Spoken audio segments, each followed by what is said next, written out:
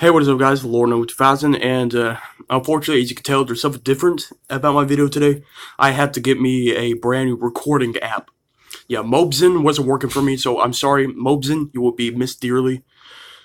But I'm not going to use that app anymore. It just kept on glitching out on me. I mean, it was a good app for at least, I want to say, like, at least 6 or 7 months since I first started using it. And it helped me out on my channel, but I think it's time for a new upgrade. So which means you can see no more orange bar on the box right here, as you can see. And now that the little orange thing hides in the corner. Although I am going to miss seeing my own Halo face, but it gives me more room to see on my screen, you know? So that being said, today we're here to react to 10 Dark Irish Legends by Iskai. I'm not sure. Iskai? I'm not sure. Now this one speaks close to my heart because I'm part Irish. I have Irish in me. So with that being said, make sure to like, comment, and subscribe. And if you're new to my channel, make sure to hit that notification bell on the top or on the bottom, wherever your notification bell is. And with that being said, let's get into the video. Boop. Ireland is known for its folklore. Much of this folklore is a combination of both Christian and Celtic influence, which gave birth to a series of unique tales, from a mysterious island to a headless monster. Here are 10 dark Irish legends.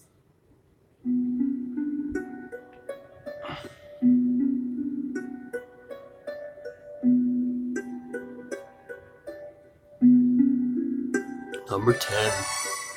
In the 17th century, an elderly couple lived in a cottage on a hillside called Stumpy's Brae. One dark night, they met a traveling labourer, and they insisted he stay the night at their cottage. They seemed like a nice old couple, so he accepted.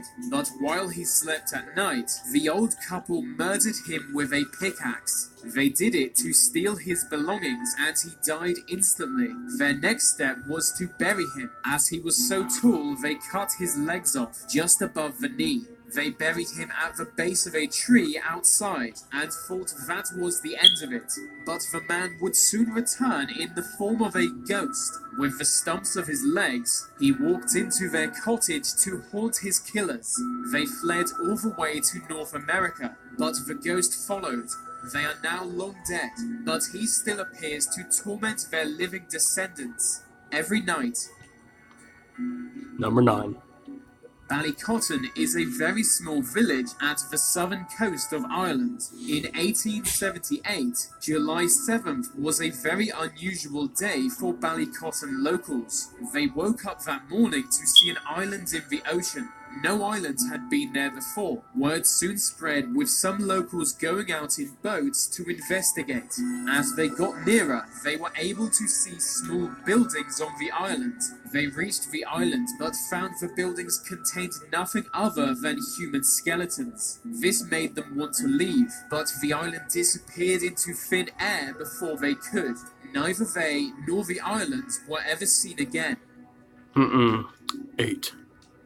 Have you ever wondered why people carve pumpkins on Halloween? It's thanks to the legend of Stingy Jack. Stingy Jack was a blacksmith. One day, the devil came to take him to hell, but Jack tricked the devil into transforming into a silver coin. He put a cross on top of the coin to prevent the devil from transforming back.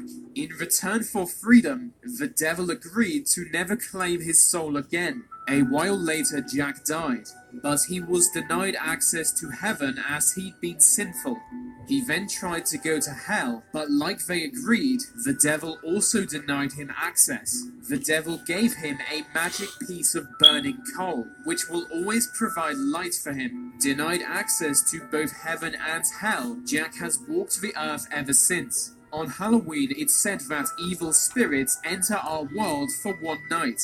That's why people carry around pumpkins, to disguise themselves as Stingy Jack.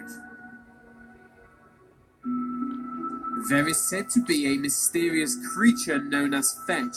They appear before humans to warn of their coming death, and always take on the appearance of those they appear for. It's like the Irish version of a doppelganger, but they only appear as omens of death. So according to legend, if you meet someone who looks like you in every way, you will surely die soon. It is said that Marjorie McCool died and was buried in 1705. She was buried with a valuable ring on her finger. This was known to many locals, and a grave robber soon dug up her body. He attempted to pull the ring off her finger, but was unable to.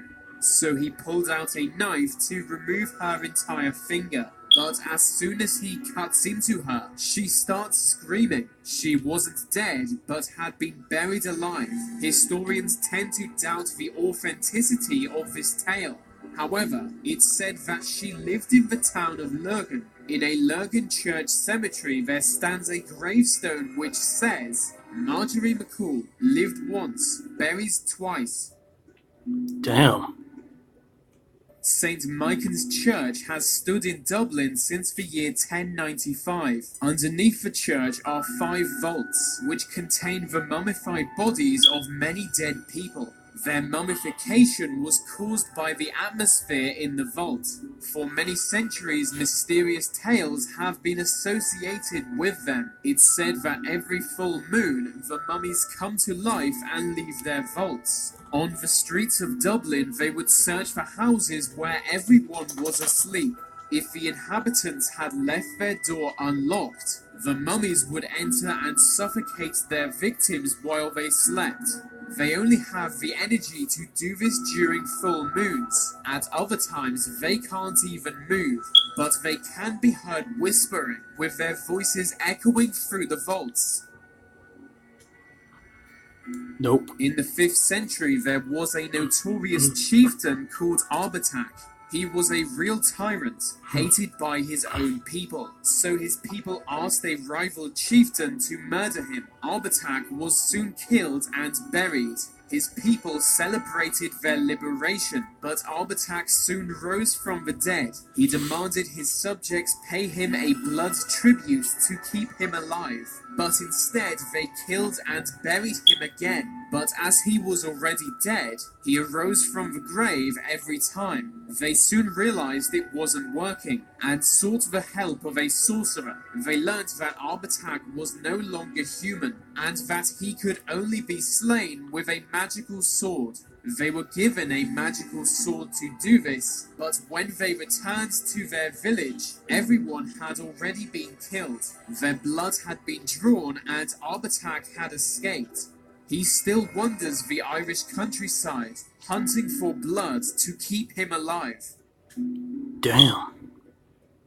There are many headless horseman legends. One of the oldest comes from Ireland. The Dullahan can sometimes be seen riding a black horse.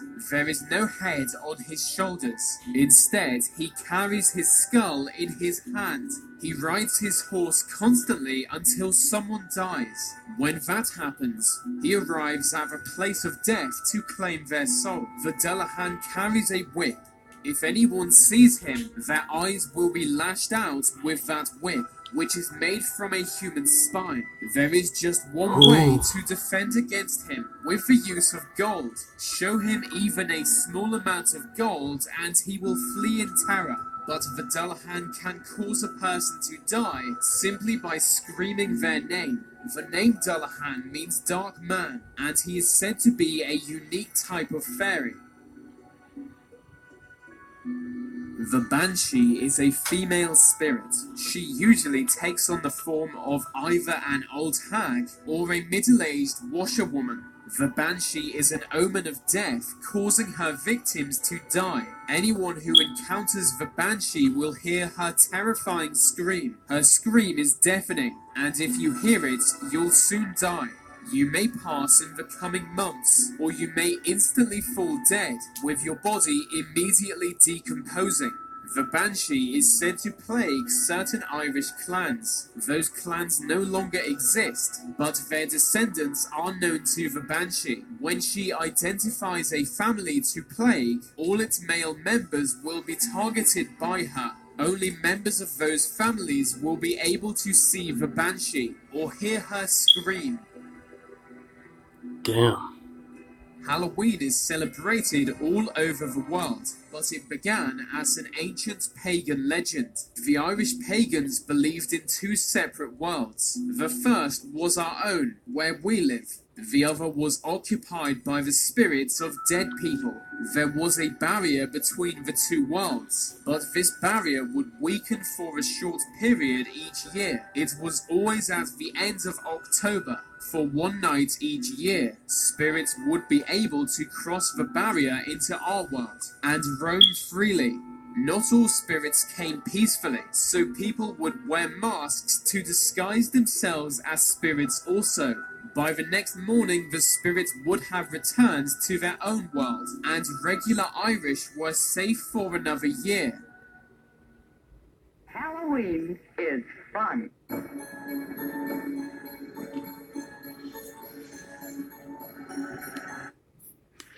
Alright, alright. Alright, that was good. I was creeped out a little bit. Not really. All my life, I've been wanting to go to Ireland because I want to discover my culture, you know? Like I said, I have Irish in me. My great-grandma, Shirley, she was Irish.